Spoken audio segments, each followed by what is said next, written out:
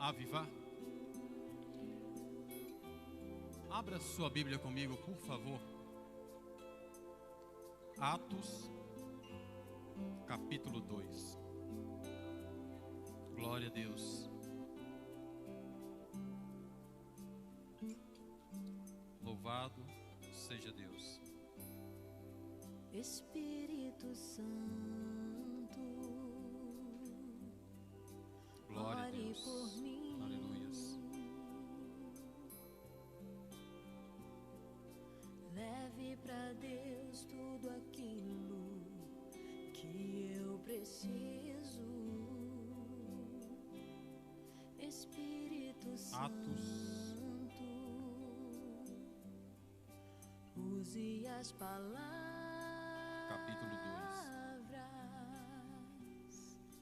que eu necessito usar, mas não consigo. No dia de Pentecostes, todos estavam reunidos num só lugar. De repente, veio do céu um som como de um poderoso vendaval e encheu toda a casa onde estavam assentados. Então surgiu algo semelhante a chamas ou línguas de fogo, que pousaram sobre cada um deles. Todos ficaram cheios do Espírito Santo e começaram a falar em outras línguas, conforme o Espírito os habilitava. Naquela época, judeus, devotos de todas as nações, viviam em Jerusalém. Quando ouviram o som das vozes, vieram correndo e ficaram espantados, pois cada um deles ouvia em seu próprio idioma. Pode se assentar, glorificando a Deus. Mantenha a sua Bíblia aberta, por favor. Deus, nós te honramos, nós glorificamos ao Senhor. Eu te peço, Pai, em nome de Jesus, que o Senhor, através, Deus, da palavra do Senhor, o Senhor ministre ao nosso coração aquilo que está no teu coração, no nome de Jesus. Aquilo que é da vontade do Senhor, que nos alcance, no nome de Jesus. Amados, nós vamos falar hoje, bem brevemente, devido à própria questão do tempo, a respeito de um dos grandes avivamentos que ocorreram na história.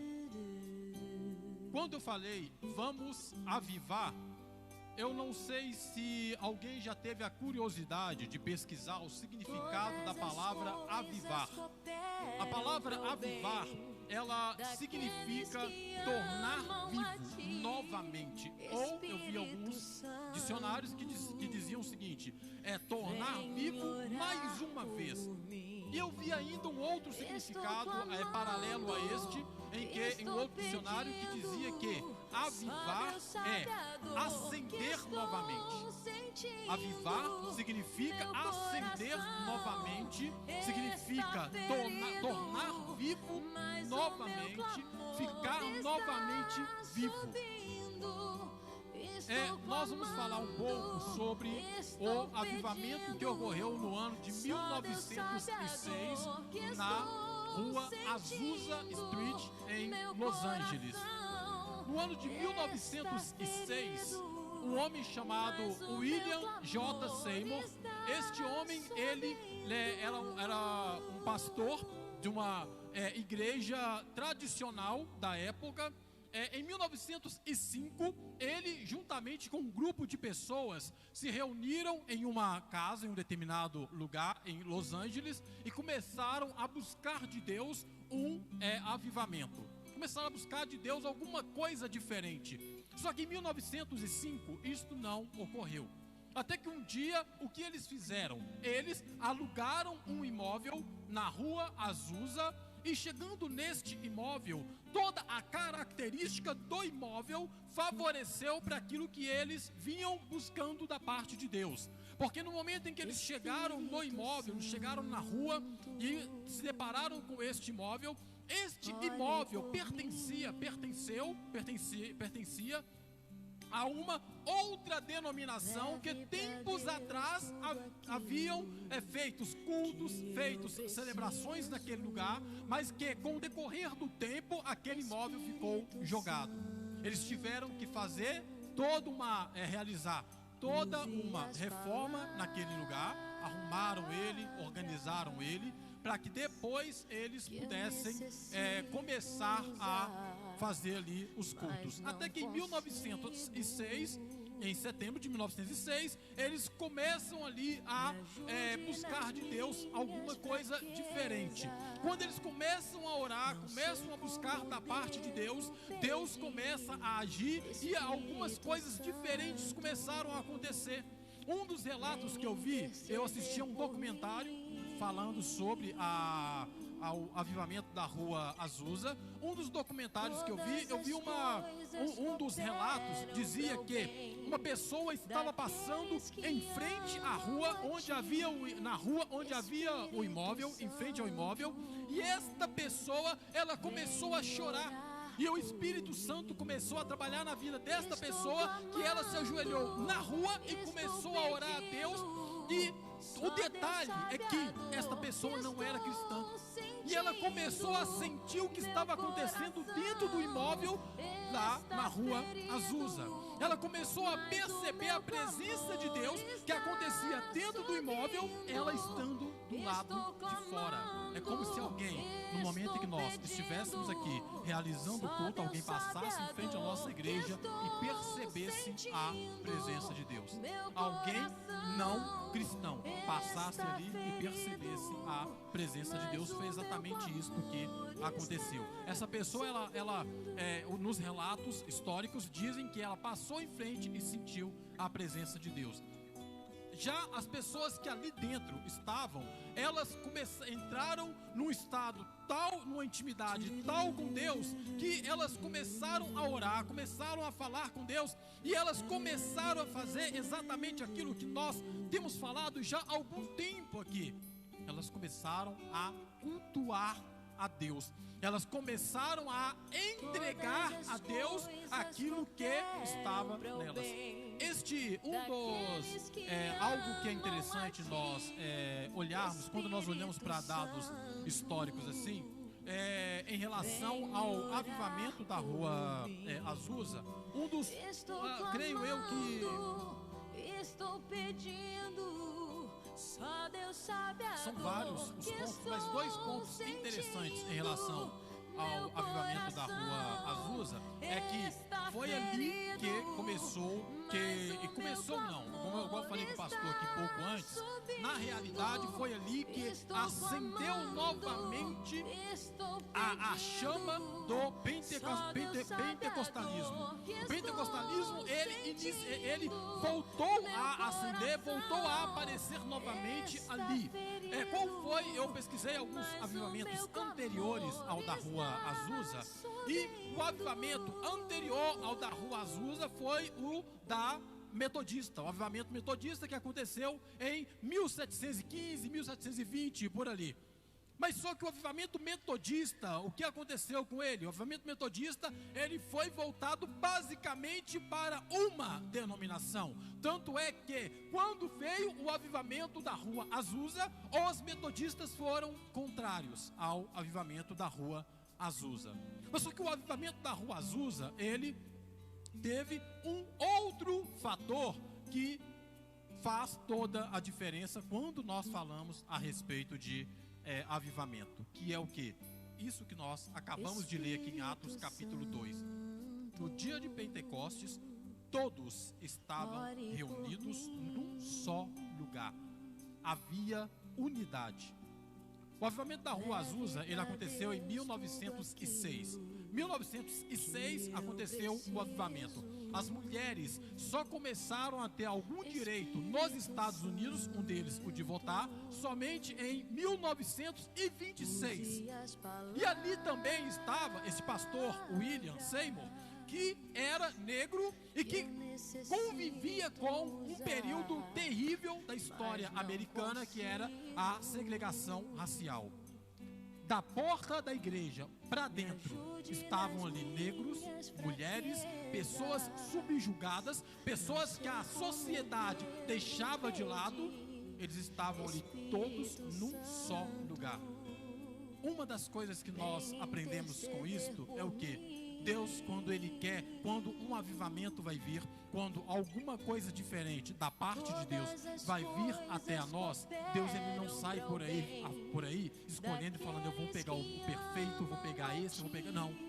Sejam homens, sejam mulheres, sejam negros, sejam... Quando nós olhamos para Atos, aqui fala que todos estavam ali, aí fala que chegavam ali outras pessoas que falavam outras línguas e conseguiam entender as pessoas que ali dentro oravam no seu próprio idioma.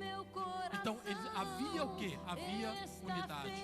Quando nós falamos, eu falava ali agora com o pastor, que um dos pontos que me entristece quando olho para... Eu amo olhar para o passado. Eu amo olhar para trás e perceber e aprender com os dados históricos e aprender com aquilo que aconteceu lá atrás. Obviamente, se nós não gostássemos do passado, nem a Bíblia nós teríamos. Mas quando eu olho para trás e eu percebo, amados, que nós estamos falando hoje de um avivamento que aconteceu há 115 anos atrás. De um avivamento que aconteceu em 1906. Qual é o questionamento? Qual é a pergunta que vem até a nós? O questionamento, a pergunta que vem até a nós é: em que momento nós paramos? Em que momento nós estacionamos? Em que momento a igreja parou? Em que momento nós, como igreja, deixamos de caminhar? Deixamos de ter novamente estes avivamentos, ter novamente situações, casos como este. Mas só que tem um detalhe. Uma das coisas que eu percebi em relação aos avivamentos do passado é o seguinte, que anterior ao avivamento havia algo muito triste, que era o quê? O adormecimento. As pessoas estavam adormecidas, as pessoas estavam acostumadas com a situação em que elas viviam, com o meio em que elas andavam, com tudo que elas estavam passando, independente se agradava ou não a Deus, independente se era bom ou não para Deus. As pessoas se acostumavam com o período em que Deus não... Como um tempo atrás eu falei aqui a respeito de quando João Batista e Jesus aparecem no cenário bíblico, que é a parte mais triste do período intertestamentário, que é entre Malaquias e Mateus, ou interbíblico.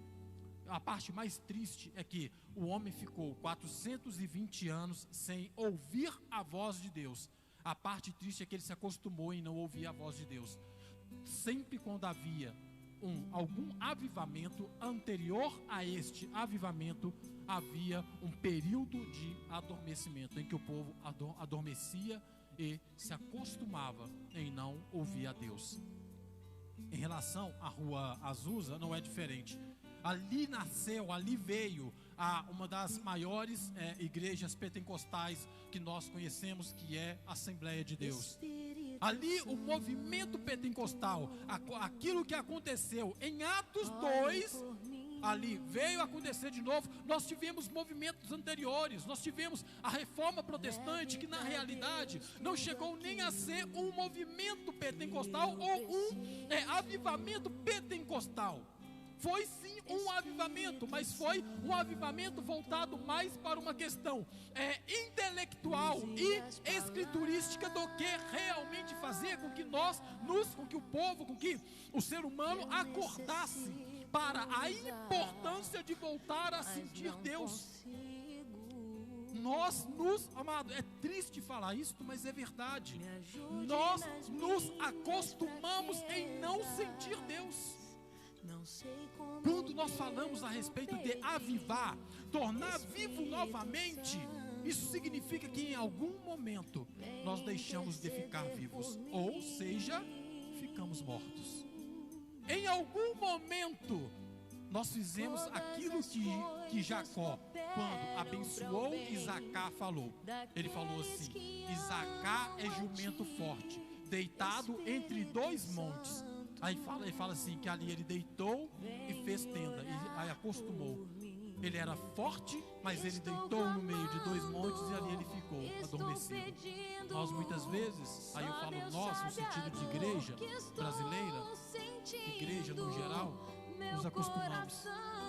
Outro dia eu falava com uma pessoa uma coisa e ela falou assim: mas nem sempre nós vamos conseguir fazer essas diferenças. Infelizmente hoje, qualquer assunto que você toca, qualquer assunto que você entra nele, você tem que ficar todo melindroso, todo cheio, tem que tomar muito cuidado para não tocar no grupo A, para não tocar no grupo B, para não tocar no grupo C e assim por diante. Daí eu peguei e falei com a pessoa, qual que é o grande dano que nós estamos sofrendo hoje, que o povo no passado não sofreu. No passado, no passado que eu falo, no primeiro século da igreja, quando as pessoas iam se convertendo e aceitando a Cristo, sabe o que elas faziam? Elas vinham para o Evangelho, e elas se moldavam da forma como o Evangelho queria que elas se moldassem. Hoje é diferente. A pessoa vem para o Evangelho cheio das coisas que o mundo colocou sobre ela, e o que ela faz? Ela simplesmente pega essas coisas e vai ajeitando ali na casa. Ela simplesmente pega essas coisas, como eu falei. Sabe o que acontece? Para existir o avivamento da Rua Azusa, antes de ter o avivamento foi preciso limpar a casa. Antes de ter o avivamento foi preciso reestruturar, foi preciso limpar todo aquele móvel para onde eles foram e fazer, sabe o que? Tirar as coisas antigas. Você já parou para pensar em Moisés? Já parou para pensar que um dia Deus virou para Moisés, chamou Moisés no monte, Moisés subiu no monte, Deus começou a ditar, Deus começou a escrever as leis para Moisés. De repente Deus vira para Moisés e fala com ele: ei, Moisés, o pecado do povo chegou até a mim, vai lá. Moisés pega e vai. No momento em que ele vê que o povo pecou, ele pega aquelas tábuas e quebra aquelas tábuas. Ele pega elas, joga no chão, quebra, fica nervoso, aquela coisa toda. Aí de repente Deus pega e sabe qual que é a maior vantagem que existe no arrependimento? A maior vantagem do arrependimento é que nós podemos começar de novo. A maior vantagem. Aí Moisés se arrepende, Deus pega Moisés, leva Moisés novamente, mas só que a partir daí Moisés tem que trazer as tábuas novamente. Ele começa a escrever aquilo que Deus falou, só que tinha um detalhe. Sabe com o que ele escreveu? Sabe onde ele escreveu novamente? Ele escreveu em novas tábuas. Ele não escreveu nas mesmas que quebraram. Sabe qual que é o grande problema que nós carregamos conosco? É que nós vamos pegando aquelas coisas que quebraram lá atrás e vamos trazendo conosco. O avivamento da Rua Azusa não aconteceria, não teria acontecido se eles ficassem presos lá atrás. O avivamento da Rua Azusa não aconteceria se eles mantivessem o mesmo comportamento da igreja que anteriormente habitou aquele imóvel. O avivamento em nossa vida não vai acontecer se nós não nos desprendermos das tábuas antigas que quebraram e refazermos e começarmos novamente. As coisas na nossa vida vão mudar. As coisas na nossa vida serão transformadas. As coisas na nossa vida serão reajustadas. Mas para isso é necessário pegar novamente as tábuas e carregar, levar o peso da consequência dos atos que nós cometemos. É algo que muitas vezes nós não queremos. Igual eu falei, a pessoa ela vem para o meio cristão, para o meio evangélico, carregando a mala que ela trouxe de lá para cá. O que ela faz? Ela não quer tirar nada do que está dentro da mala. Ela quer simplesmente colocar mais coisas lá dentro. Mas muitas vezes, colocar mais coisas lá dentro não dá, porque já está cheio. Então é preciso esvaziar. É preciso retirar algumas coisas antigas. É preciso deixar algumas coisas de lado para que o avivamento venha. Sabe quando foi que aconteceu o avivamento de Atos capítulo 2? Para pensar, meu querido. Atos capítulo 2, o Espírito Santo, ele só vem, ele só chega na casa, ele só passa a participar da realidade dos discípulos depois que Jesus vai embora. Houve a necessidade de Jesus ir para o Espírito Santo vir. Houve a necessidade de Jesus subir para o Espírito Santo habitar, para que o Espírito Santo viesse com um detalhe.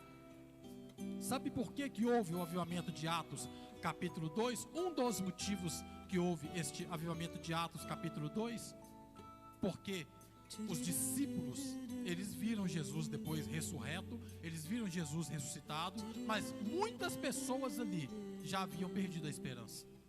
Muitas pessoas ali já estavam adormecidas porque viram somente a morte do Messias, mas não viram o Messias voltar. Quando acontece Atos capítulo 2, a princípio somente com 120 pessoas, outras que ali, que não viram Jesus ressurreto, olharam e falaram: epa, ele ressuscitou. Olharam e tiveram novamente aquela chama acesa novamente. Aquela chama foi novamente acesa, aquela chama foi novamente reativada. E é isso que falta muitas vezes. A pergunta que muitas vezes dói e que muitas vezes nos cala é: qual foi a última vez que oramos? Qual foi a última vez que lemos a Bíblia? Quantas vezes leio a Bíblia durante a semana? Quantas vezes oro durante a semana? Quantas vezes me tranco no quarto e falo com Deus em secreto durante a semana? Quantas vezes falo com Deus? Ou pior, quantas vezes me lembro que existe um Deus durante a semana ou durante o meu dia? Será que pensamos em Deus hoje? Será que oramos a Deus hoje? Será que lemos a Bíblia dele hoje? Ou os nossos afazeres, as nossas atividades tomaram tanta conta, conseguiram encher tanto essa bolsa que nós carregamos, que nós não conseguimos lembrar que existe Deus. Lembra-te do teu Criador nos dias de tua mocidade, antes que venham os dias ruins, dos quais você venha dizer: já não tenho neles contentamento. Antes que o esfriamento venha, lembra-te de Deus. Antes que a tristeza venha, lembre-se de Deus. Antes que a dor venha, lembre-se de Deus. Antes que a depressão tome conta, lembre-se de Deus. Abra sua Bíblia comigo, por favor, em Abacuque capítulo 2, capítulo 3. Leve para Deus tudo aquilo que eu preciso. Glória a Deus, louvado seja Deus. Capítulo 3, Abacuque, capítulo 3. Que eu necessito usar, mas não consigo. Me ajude nas minhas fraquezas. Não sei como devo pedir, Espírito Santo. Abacuque capítulo 3, versículo 2. Vamos ler a partir do primeiro versículo. O profeta Abacuque entoou esta oração: ouvi a teu respeito, Senhor. Estou maravilhado com tuas obras. Neste momento de tanta necessidade, neste momento de tanta necessidade, ajuda-nos outra vez, como fizeste no passado. Em outras versões está: ouvi, Senhor, a tua palavra e temi. Aviva, ó Senhor, a tua obra no meio dos anos. No meio dos anos, faze-a conhecida. Na tua ira, lembra-te da misericórdia. Aviva, Senhor, a tua obra no meio dos anos. Por que avivar no meio e não no fim e nem no começo? Porque tudo acontece no meio. Tudo acontece no meio. O início é muito animador. O fim muitas vezes desanima. Mas o meio, é no meio que tudo acontece. Ele vai avivar a obra dele na minha vida, na sua vida. As coisas vão acontecer no meio do caminho, enquanto nós estivermos caminhando com ele. Meu querido, não ache, não acredite. Se você acredita nisso, eu peço, por favor, retire isso da sua cabeça. Não acredite que levar a vida sem Deus lá fora é melhor do que levar a vida com Deus aqui dentro. Há um tempo atrás, eu lembro, muitos anos atrás, eu lembro de um encontro de jovens que eu fiz na igreja quadrangular do São Genaro. Aí eu lembro que o irmão do lado da igreja, ele ouviu, foi num sábado, ele ouviu as pessoas, os jovens dançando, gritando e tal. No outro dia ele me chamou, aí o pastor me chamou e falou: o que aconteceu aqui ontem? O irmão reclamou aí e tudo. Ficou o irmão que reclamou. Aí chamou o irmão veio, irmão, uma bagunça, o pessoal cantando rap aí, o pessoal dançando, uma bagunça. Aí eu peguei, aí perto do pastor, para o irmão, eu perguntei para ele: ô irmão, eu te pergunto, o que é melhor? Ter aqueles jovens todos dançando aqui dentro ou no baile funk? O que é melhor? Ter aqueles jovens cantando rap, pulando aqui dentro ou num prostíbulo? Aqui ele vai ouvir a palavra. E o que tiver de ser tratado, vai ser tratado. Prefiro ele, meu irmão, falei com ele, prefiro ele pelado aqui dentro do que de terno lá fora. Aqui dentro ele vai aprender o que é o correto. Aqui dentro, se ele chegar sem roupa, ele vai aprender pela palavra de Deus como caminhar novamente, como se vestir novamente. Lembro eu que um dia o Wellington BS virou para o pastor Joel e falou com o pastor Joel: pastor, ele tinha umas tranças no cabelo. Ele chegou no pastor e falou com ele: o senhor acha que eu tenho que tirar as tranças? Aí o pastor Joel falou com ele assim: eu acho. Aí o pastor Joel falou com ele: eu, pastor Joel, acho que o Espírito Santo que vai te mostrar.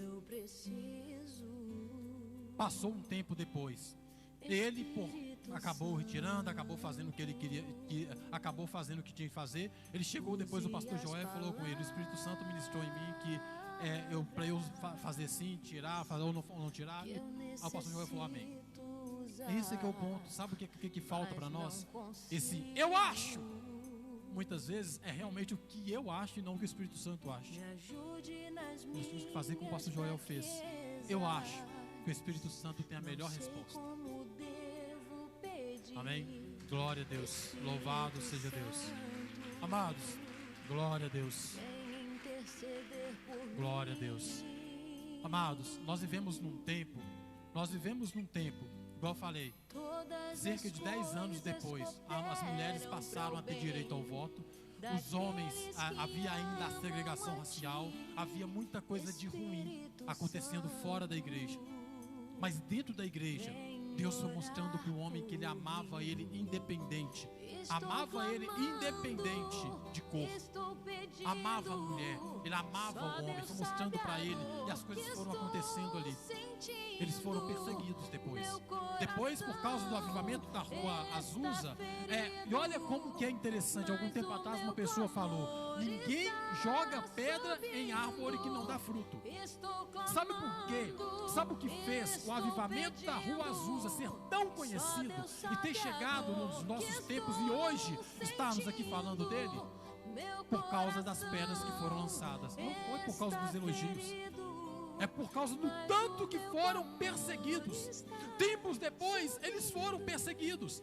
Tempos depois, este pastor, ele teve que mudar da região onde ele morava, porque até prefeitos da região perseguiam ele.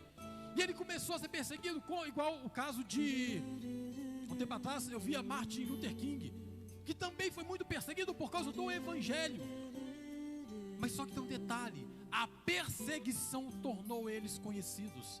A perseguição fez com que o mundo olhasse e falasse: ei, eles são cristãos, porque mesmo perseguidos não abandonaram a fé. Sabe por que, se nos lembramos dos apóstolos, dos grandes homens no passado que morreram em prol do evangelho? Porque foram perseguidos em prol do evangelho. Não lembro de muitos nomes, porque muitas vezes a história encobriu, a história deixou de lado. Mas muitos que foram perseguidos a história chegou até nós justamente porque foram perseguidos. E o avivamento, muitas vezes, eu acho, a pessoa pensa, mas irmão, agora voltando na questão tocando um pouco rapidamente para encerrar, na questão do falar em línguas. E ali eles falavam em línguas novas, falavam em outras línguas, falavam em línguas que o Espírito os habilitava. Quem habilitava? Quem habilitava? Amém.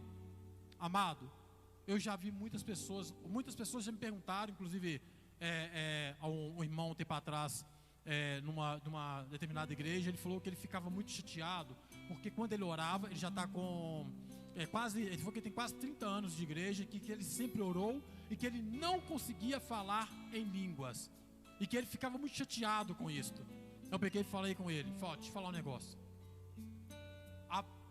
Primeiro ponto, busque de Deus. Busque quem concede, quem habilita é o Espírito Santo. Foi com ele. Busque do Espírito Santo. Busque dele. Aí vai acontecer naturalmente. Mas não não queira simplesmente replicar ou ir por aquilo que eu, como homem, falo para você. Não tem que falar. Fala em língua. Não é assim. É o Espírito Santo que habilita. Se acontecer, glória a Deus, amém. Busque isto. Paulo falou que nós devemos buscar com zelo os dons. Busque. Mas só que tem um detalhe: não se martirize. Não fique se martirizando dizendo, ainda não aconteceu comigo. Porque falar em línguas não leva para o céu. Falar em línguas não leva para o céu. Não é questão salvífica. Não vai fazer você ter ou não ter o céu. O céu, a chave que dá acesso ao céu se chama Jesus. A chave que dá acesso ao céu se chama Jesus. Amém? Glória a Deus. Mas busque falar em línguas. Busque não somente o falar em línguas, mas como o próprio apóstolo Paulo deu o conselho, busque mais o dom de profecias. O de profecias, quando ele fala, ele está falando de discernimento de espírito. Busque discernir o que é certo do errado. Busque isso. Busque os dons com zelo. Mas não fique se martirizando. Mas eu não falo em línguas. Mas não é assim. Vai acontecer. Se tiver que acontecer, vai acontecer. Porque quando você estiver no céu, você não vai pensar nisso. Isso não vai fazer tanta diferença. O importante é Jesus, o importante é Deus. Amém? Amado, o avivamento vai vir. Vai ter pessoas que quando o avivamento vier, vai falar em línguas. Vai ter pessoa que quando o avivamento vier, vai pular. Vai ter pessoa que quando o avivamento vier, vai chorar. Vai ter pessoa que quando o avivamento vier, vai ficar aqui, glória a Deus, aleluia, glória a Deus, sentadinha no canto dela. Sabe por quê? Porque Deus respeita a nossa individualidade. Deus respeita o ser humano dentro da individualidade dele. Deus não olha para nós como um criador de gado olha para o gado dele e fala, eu tenho muitos gados. Não, Deus fala, eu tenho a Flávia. Deus fala, eu tenho o Geraldo. Eu tenho a Valdirene. Deus não nos olha como um todo. Eu tenho muitas galinhas. Não. Eu tenho a Flávia, eu tenho a Rose, ele vai distando, ele sabe, ele conhece cada um de nós. Sabe por quê? A minha impressão digital, ela é diferente da sua. Foi justamente para isso, para ele mostrar para cada um de nós que somos um para ele. Amém? Glória a Deus. Glória a Deus. Então, para fechar, quando o avivamento vier, pule, grite, fale em línguas, fique sentadinho, chore, mas manifeste, permita que ele age, permita que ele trabalhe. Amém? No nome de Jesus. Deus abençoe sua vida no nome de Jesus Cristo. Vamos continuar buscando a ele e buscando